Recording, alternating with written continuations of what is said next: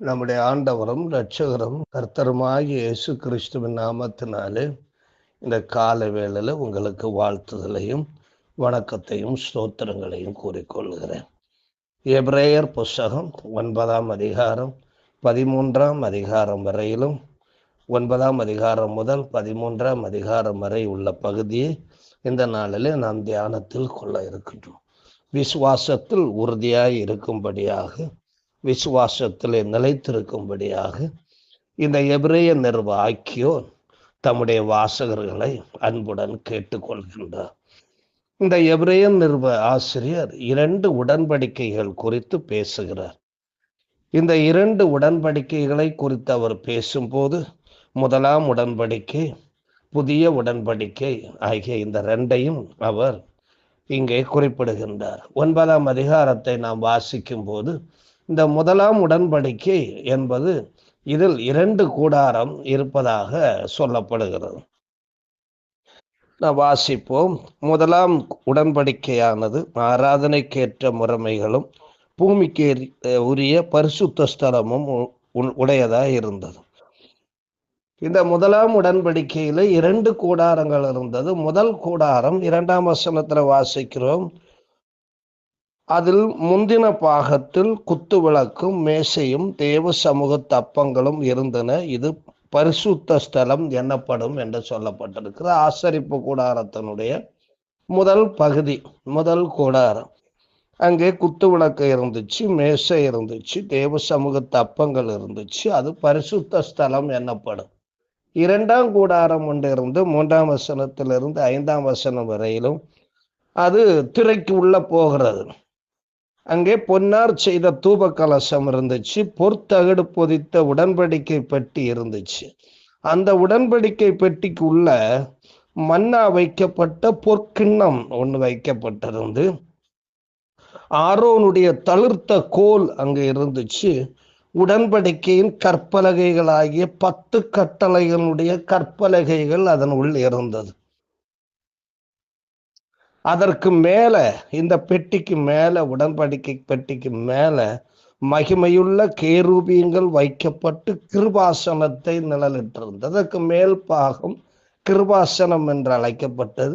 அந்த கிருபாசனத்தோடு 2 பக்கத்திலும் 2 கேருபீன்கள் வைக்கப்பட்டிருந்தது. இது முதலாம் உடன்படிக்கை சார்ந்த விஷயமா இருக்கும். ஆசாரியர்கள் இந்த முதலாம் கூடாரம் வரை வருவார்கள். அதாவது 2ஆம் வசனத்தில் சொல்லப்பட்டிருக்கின்ற அந்த பகுதி வரையிலும் வருவார்கள். இந்த திரையின் பகுதி வரையிலும் வருவார்கள். திரைக்குள் போக மாட்டார்கள். ஆனால் பிரதான ஆசாரியரோ வருஷத்துக்கு ஒரு முறை அந்த கூடாரத்தை விலக்கி கொண்டு 2ஆம் கூடாரத்துக்குள் நுழைவார்கள். அது 7ஆம் வசனத்துல இருக்கு. அது கொஞ்சம் வித்தியாசமா இருக்கிறது. 2ஆம் கூடாரத்திலே பிரதான ஆசாரியன் மாத்திரம் வருஷத்திற்கு ஒரு தடவை இரத்தத்தோடே பிரவேசித்து அந்த இரத்தத்தை தனக்காகவும் ஜனங்களுடைய தப்பிதங்களுக்காகவும் செலுத்துவான் என்று சொல்லப்பட்டது.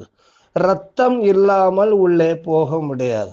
ஒரு உயிரை ஈடாக கையிலே பிடித்து கொண்டு தான், எடுத்து கொண்டு தான் அவன் அந்த 2ஆம் கூடாரத்துக்குள்ளே மகா பரிசுத்த ஸ்தலம் என்று சொல்லக்கூடிய இடத்திற்குள்ளே அவன் போவான்.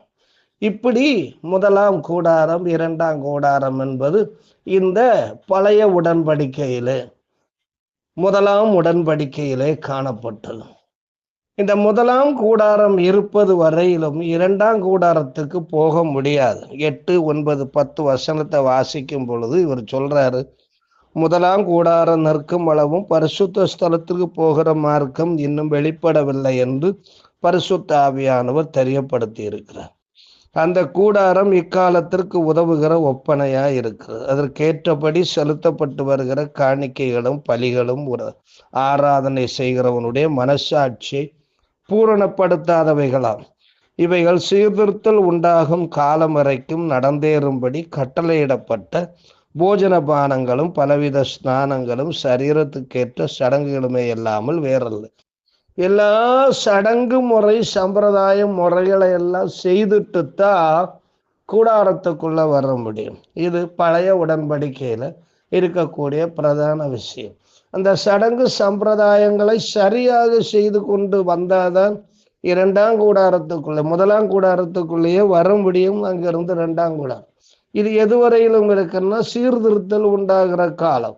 அதாவது கர்த்தராகிய இயேசு கிறிஸ்து வந்து இதை சீரமைக்க போகிறார். அவர் எப்படி சீரமைக்கிறார் என்பதை நாம் இங்கு பார்க்கிறோம். ஆனால் இயேசு இரண்டாம் கூடாரத்துக்கு போகக்கூடிய ஒரு புது வழியை அவர் உண்டாக்கி இருக்கிறார் என்று 11ஆம் வசனத்திலிருந்து 15ஆம் வசனம் வரையிலும் வாசிக்கிறோம். கிறிஸ்துவானவர் வரப்போகிற நன்மைகளுக்குரிய பிரதான ஆசாரியராய் வெளிப்பட்டு கையினால் செய்யப்பட்டதாகிய இந்த சிருஷ்டி சம்பந்தமான கூடாரத்தின் வழியாக அல்ல, பெரிதும் உத்தமமான கூடாரத்தின் வழியாகவும் வெள்ளாட்டுக்கடா இளங்காலை இவைகளுடைய இரத்தத்தினாலே அல்ல, தம்முடைய சொந்த இரத்தத்தினாலும் ஒரே தரம் மகாபரிசுத்த ஸ்தலத்தில் பிரவேசித்து நமக்கு நித்திய மீட்பை உண்டு பண்ணினார். அது எப்படி எனில், காளை வெள்ளாட்டுக்கடா இவைகளின் இரத்தமும் தீட்டுப்பட்டவர்களின் மேல் தெளிக்கப்பட்ட கடாரியின் சாம்பலும் சுத்திகரிப்பு உண்டாகும், சரீர சுத்தி உண்டாகும்படி பரிசுத்தப்படுத்துமானால், நித்திய ஆவியினாலே தம்மை தாமே பலதற்ற பலியாக தேவனுக்கு ஒப்பு கொடுத்த கிறிஸ்துவனுடைய இரத்தம் ஜீவனுள்ள தேவனுக்கு ஊழியம் செய்வதற்கு உங்கள் மனசாட்சி செத்த கிரியைகளற சுத்திகரிப்பது எவ்வளவு நிச்சயம். ஆகையால் முதலாம் உடன்படிக்கையின் காலத்திலே நடந்த அக்கிரமங்களை நிவர்த்தி செய்யும் பொருட்டு அவர் மரணமடைந்து அழைக்கப்பட்டவர்கள் வாக்குத்தத்தம் பண்ணப்பட்ட நித்திய சுதந்திரத்தை அடைந்து கொள்வதற்காக புதிய உடன்படிக்கையின் மத்தியஸ்தராக மாறினார். இப்படியாக ஒரு புது வழி உண்டாக்கப்பட்டதனால் அது புது உடன்படிக்கை ஆகும். இனி பழைய சடங்கு சம்பிரதாயத்தின் பிரகாரம் தேவனிடத்துல போக வேண்டியதில்லை. இனி கர்த்தராகிய இயேசு கிறிஸ்துவை விசுவாசிப்பதன் மூலமாக அந்த மகாபரிசுத்த ஸ்தலத்துக்குள்ளே பிரவேசிக்க முடியும். இயேசு கிறிஸ்து மகாபரிசுத்த ஸ்தலம் செல்ல புது வழி, புது உடன்படிக்கை மாத்திரமல்ல அவர் உருவாக்குனது, பரலோகத்துக்கு செல்லும் வழியையும் அவர் ஏற்படுத்தி இருக்கிறார். அங்கு அவர் போயிருக்கிறார். இதனை 9ஆம் அதிகாரம் 24ஆம் வசனத்திலே வாசிக்கிறோம். அந்தபடி மெய்யான பரிசுத்த ஸ்தலத்துக்கு அடையாளமான கையினால் செய்யப்பட்டதாயிருக்கிற பரிசுத்த ஸ்தலத்திலே கிறிஸ்துவானவர் பிரவேசியாமல் பரலோகத்தில் தானே இப்பொழுது நமக்காக தேவனுடைய சமூகத்தில் பிரத்யட்சமாகும்படி பிரவேசித்திருக்கிறார். நமக்காக வேண்டுதல் செய்யும்படியாக அவர் பிரவேசித்திருக்கிறார். எப்படி ஒரு பிரதான ஆசாரியன் இரத்தத்தை சுமந்து கொண்டு மகாபரிசுத்த ஸ்தலத்துக்குள்ளே போய் மக்களுக்காக பிரார்த்தனை பண்ணுவாரோ மன்றாடுவாரோ, அதே மாதிரி இயேசு கிறிஸ்து பரலோகத்துல தேவனுடைய சந்நிதியில தன்னுடைய சொந்த சுத்தமுள்ள இரத்தத்தை கொண்டு அவர் பிரவேசித்து நமக்காக பிதாவினிடத்தில் மன்றாடி கொண்டிருக்கிறார். அங்கிருந்து அவர் வர காத்திருக்கிறோம் என்று 28ஆம் வசனத்துல வாசிக்கிறோம். கிறிஸ்துவ அநேகருடைய பாவங்களை சுமந்து தீர்க்கும்படிக்கு ஒரே தரம் பலியிடப்பட்டு தமக்காக காத்து கொண்டிருக்கிறவர்களுக்கு ரட்சிப்பை அருளும்படி 2ஆம் தரம் பாவம் இல்லாமல் அவர் தரிசனம் ஆவார். இயேசுவின் வருகை தாமதமாக காரணம் என்ன என்றால் 10ஆம் அதிகாரம் 12, 13 வசனத்தை வாசிக்கிறோம். இவரோ பாவங்களுக்காக ஒரே பலியை செலுத்தி என்றென்றைக்கும் தேவனுடைய வலது பார்சத்தில் உட்கார்ந்து இனி தம்முடைய சத்துருக்களை தமது பாதப்படியாக்கு போடு வரைக்கும் காத்து கொண்டிருக்கிறார். இந்த சத்துருக்கள் முழுவதும் அவர்கள் பரிகரிக்கப்பட்டு ஆண்டவருடைய பாதத்துக்குள்ளாக்கப்படுகிற நாள் வரைக்கும் அவருடைய வருகை தாமதமாக்கப்பட்டு கொண்டிருக்கிறது. ஆகவே இந்த மகா பரிசுத்த ஸ்தலத்துல பிரவேசிக்கக்கூடிய பாக்கியம் கர்த்தராகிய இயேசு கிறிஸ்துவுக்குனால நமக்கு கிடைத்ததுனால நாம மிகவும் கவனமா இருக்க வேண்டும். பைபிள்ல இருந்து இந்த பகுதியில இருந்து இந்த எபிரேயர் நிருபத்துல நிறைய வசனங்கள் நமக்கு எச்சரிக்கையாக கொடுக்கப்பட்டிருக்கிறது. 10ஆம் அதிகாரம் 19 நான் வாசிக்கும் பொழுது, சகோதரரே, நாம் பரிசுத்த ஸ்தலத்தில் பிரவேசிப்பதற்கு இயேசுவானவர் தமது மாம்சமாகிய திரையின் வழியாய் புதிதும் ஜீவனுமான மார்க்கத்தை நமக்கு உண்டு பண்ணினபடியால் அந்த மார்க்கத்தின் வழியாய் பிரவேசிப்பதற்கு அவருடைய இரத்தத்தினாலே நமக்கு தைரியம் கிடைச்சிச்சு. தேவனுடைய வீட்டின் மேல் அதிகாரியான மகா பிரதான ஆசாரியர் நமக்கு ஒருவர் இருக்கிறபடியினாலே நாம துர்மனசாட்சி நீங்க தெளிக்கப்பட்ட இருதயம் உள்ளவர்களாயும் சுத்த ஜலத்தால் கழுவப்பட்ட சரீரம் உள்ளவர்களாயும் உண்மையுள்ள இருதயத்தோடும் விசுவாசத்தின் பூரண நிச்சயத்தோடும் ஆண்டவரிடத்துல சேரணும். நல்ல மனசாட்சி வேணும், சுத்தமான சரீரம் வேணும், உண்மையுள்ள இருதயம் வேணும், விசுவாசத்தின் பூரண நிச்சயத்தோட ஆண்டவரிடத்துல சேரணும். தொடர்ந்து 24, 25 வசனத்துல சொல்லுகிறாரு, நீங்க சபை கூடி வருதல அவ்வப்போது விட்டு விடுகிறது போல விட்டு விடாதபடிக்கு அன்றாட சபை கூடி வருதலை நீங்கள் தீர்மானித்து ஒருவருக்கொருவர் புத்தி சொல்ல வேண்டும் என்று சொல்லி அவர் சொல்லுகிறார். ஏன்னா 12ஆம் அதிகாரம் 22 24 வரையிலும் அழகாக சொல்லுகிறார். நீங்களோ சியோன் மலையினிடத்திற்கும் ஜீவனுள்ள தேவனுடைய நகரமாகிய பரம எருசலேமினிடத்திற்கும் 1000-10,000 தேவதூதர்களிடத்திற்கும் பரலோகத்தில் பேரெழுதியிருக்கிற பேரானவர்களின் சர்வ சங்கமாகிய சபையினிடத்திற்கும் யாவருக்கும் நியாயாதிபதியாகிய தேவனிடத்திற்கும் பூரணராக்கப்பட்ட நீதிமான்களுடைய ஆவிகளிடத்திற்கும் புது உடன்படிக்கையின் மத்தியஸ்தராகிய இயேசுவினிடத்திற்கும் ஆபேலுடைய ரத்தம் பேசுனதை பார்க்கலும் நன்மையானவைகளை பேசுகிற இரத்தமாகிய தெளிக்கப்படும் இடத்திற்கும் இரத்தத்தினிடத்திற்கும் வந்து சேர்ந்திருக்கிறீர்கள்.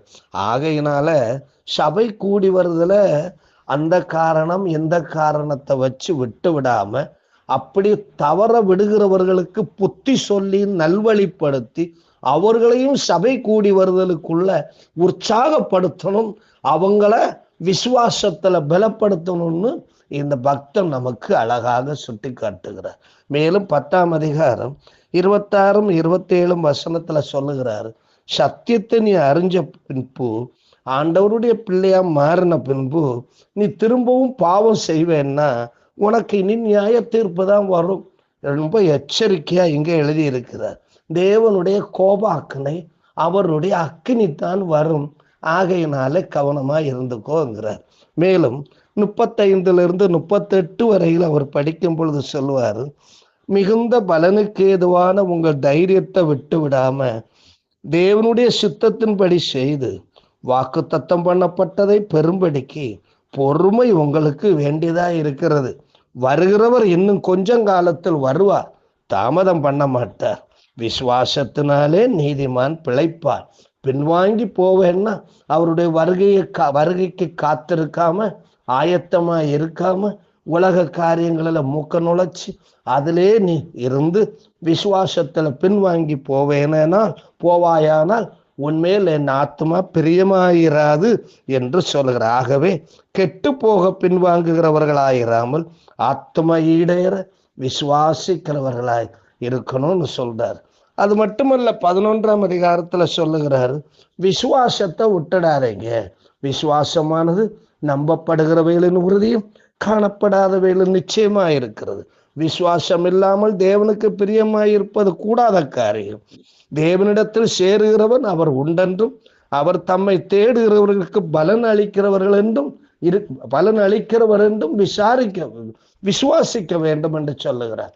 மேலும் 12ஆம் அதிகாரம் 1ஆம் வசனத்துல வாசிக்கிறோம், மேகம் போன்ற நிறைய திரளான சாட்சிகள் நம்மை சூழ்ந்து கொண்டிருக்கிறபடியினாலே பாரமான எல்லாவற்றையும் நம்மை சுற்றி நெருங்கி நிற்கிற பாவத்தையும் உதறி தள்ளிவிட்டு விசுவாசத்தை துவக்குகிறவரும் முடிக்கிறவரும் ஆகிய இயேசுவை நோக்கி நமக்கு நியமித்திருக்கிற ஓட்டத்திலே பொறுமையோட ஓடணும். இயேசுவை பின்பற்றி அவரை பார்த்து ஓடணும். 5ஆம் வசனத்திலிருந்து 12ஆம் அதிகாரம் 5ஆம் வசனத்திலிருந்து பார்க்கும் பொழுது அவர் நமக்கு கொடுக்கிற சிக்ஷைகளை அற்பமாய் நினைக்க கூடாது. தகப்பன் தன் பிள்ளையை சிக்ஷிக்கிறது போல அவரும் தமக்கு பயந்தவர்களை சிக்ஷிக்கிறார். எதற்காக தெரியுமா? நாம் ஆண்டவருக்கு பயந்து அவருக்கு கீழ்ப்படிந்து அவர் வழியில நடப்பதற்காகவே அவர் நம்மை சிக்ஷிக்கிறார். ஆகவே எந்த சிக்ஷையும் தற்காலத்தில் சந்தோஷமாய் காணாமல் துக்கமாய் காணும். ஆகிலும் பிற்காலத்தில் அதில் பழகினவர்களுக்கு அது நீதியாகிய பலனை கொண்டு வரும். அது மட்டுமல்ல, தொடர்ந்து சொல்லுகிறார். 12ஆம் வசனத்திலிருந்து 14ஆம் வசனம் வரையிலும் சொல்றார், இப்படி இருப்பதுனால ஒருத்தருக்கொருத்தர் தடுமாறுகிறவர்களை விசுவாசத்துல குறைவுபடுகிறவர்களை, நெகிழ்ந்த கைகளை, தளர்ந்த முழங்கால்களை நீங்கள் திரும்ப நிமிர்த்தி, முடமாயிருக்கிறது பிசகி போகாமல் சொஸ்தமாகும்படிக்கு உங்கள் பாதங்களுக்கு வழிகளை செவ்வைப்படுத்துங்கள். யாவரோடும் சமாதானமாய் இருக்கவும் பரிசுத்தமுள்ளவர்களாய் இருக்கவும் நாடுங்கள். பரிசுத்தம் இல்லாமல் ஒருவரும் ஆண்டவரை தரிசிக்க முடியாது. அது மட்டுமல்ல, உங்களுக்குள்ள இருந்து ஏதாவது ஒரு கசப்பான வேர் முளைத்தெழும்பி கலகம் உண்டாக்காதபடிக்கு நீங்கள் எச்சரிக்கையா இருக்கணும். ஏன்னா பின்னால நீங்கள் ஏசாலாம் பின்னால ஆசீர்வாதத்தை தேடி போய் கிடைக்கல. நீங்களும் பிற்பாடு ஆசீர்வாதத்தை நீங்க தேடும் பொழுது கிடைக்காம போயிடும். ஆகையினால பின்வாங்கி போகாதபடிக்கு நீங்க கவனமா இருக்கணும். பின்வாங்கி போயிட்டு இருந்தா திரும்பி மீட்பு கிடைக்காது. மேலும் 28ஆம் வசனத்திலிருந்து 29ஆம் வசனம் வாசிக்கும் பொழுது 12ஆம் அதிகாரத்தில், ஆகையால் அசைவில்லாத ராஜ்யத்தை பெறுகிறவர்களாகிய நாம் பயத்தோடும் பக்தியோடும் தேவனுக்கு பிரியமாய் ஆராதனை செய்யும்படி கிருபையை பற்றி கொள்ள கடவோம். ஏன்னா நம்முடைய தேவன் பட்சிக்கிற அக்னியா இருக்கிறார். தொடர்ந்து 13ஆம் அதிகாரத்துல சொல்லுகிறார், சகோதர சிநேகத்தை விட்டுடாதீங்க சொல்றார். அந்நியரை உபசரிக்க மறந்துடாதீங்க என்று அவர் அழகா சொன்னார். 4ஆம் வசனத்துல, உங்கள் திருமண வாழ்க்கை ஆசீர்வாதமானதாக இருக்கணும்னு இல்ல, அது பரிசுத்தமா இருக்கணும், நீதியா இருக்கணும், தேவனுக்கு பிரியமா இருக்கணும். உங்கள் திருமண வாழ்க்கை சண்டைசாடி சச்சரவுகள் எல்லாம் உள்ளதாக இல்லை. தேவனுக்கு பயந்து அவருடைய சபைக்கு உட்பட்டு அது நன்றாக இருக்கணும். உங்களுடைய 5ஆம் வசனத்துல வாசிக்கிறோம், உங்களுடைய குறைவுகள் எல்லாம் நிறைவாக மாறும். நீங்கள் அவர் மேல் விசுவாசம் வையுங்கள். நீங்கள் பண ஆசை எல்லாம் வைக்கக்கூடாது, பொருள் ஆசை எல்லாம் வைக்கக்கூடாது. உங்களுக்கு இருக்கிறத வச்சு சந்தோஷமா வாழ ஆசைப்படுங்க. நான் உன்னை விட்டு விலகுவதும் இல்லை, உன்னை கைவிடுவதும் இல்லை என்று ஆண்டவர் நமக்கு வாக்கு கொடுத்திருக்கிறார். 16ஆம் வசனத்துல வாசிக்கிறோம், நன்மை செய்யவும் தான தர்மம் பண்ணவும் மறவாதிருங்கள். இப்படிப்பட்ட பலிகளின் மேல் காணிக்கைகளின் மேல் ஆண்டவர் பிரியமாய் இருக்கிறார். அது மட்டுமல்ல, 18ஆம் வசனத்துல சொல்றார், எங்களுக்காக வேண்டிக் கொள்ளுங்கள். நாங்கள் நல்மனசாட்சி உள்ளவர்களாய் எல்லாவற்றிலும் யோக்கியமாய் நடக்க விரும்புகிறோம், எங்களுக்காக வேண்டுதல் செய்கிறோம் என்று சொல்லிட்டு தொடர்ந்து சொல்லுகிறார். 20, 21 வசனத்துல சொல்லுகிறார்,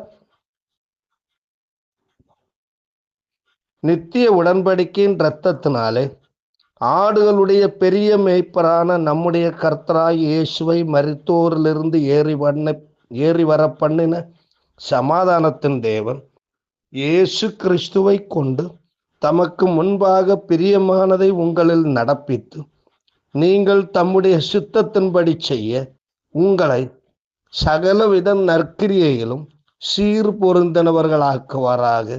அவருக்கு என்றென்றைக்கும் மகிமை உண்டாவதாக. ஆமென். அன்பு நிறைந்த ஆண்டவரே, இந்த கால வேளையில உம்மை நாங்கள் ஸ்தோத்திரிக்கிறோம். நிறைய ஆலோசனைகளை, புத்திமதிகளை எங்களுக்கு நீர் கட்டளை இட்டிருக்கிறதற்காக ஸ்தோத்திரம். நாங்கள் அவைகளிலே கவனமாய் நடந்து முன்னேற, விசுவாசத்தை இழந்து விடாமல் இருக்க எங்களுக்கு உதவி செய்யும். இயேசு கிறிஸ்துவின் மூலம் கேட்கிறோம் இரக்கம் நிறைந்த பரமபிதாவே. ஆமென். God bless you.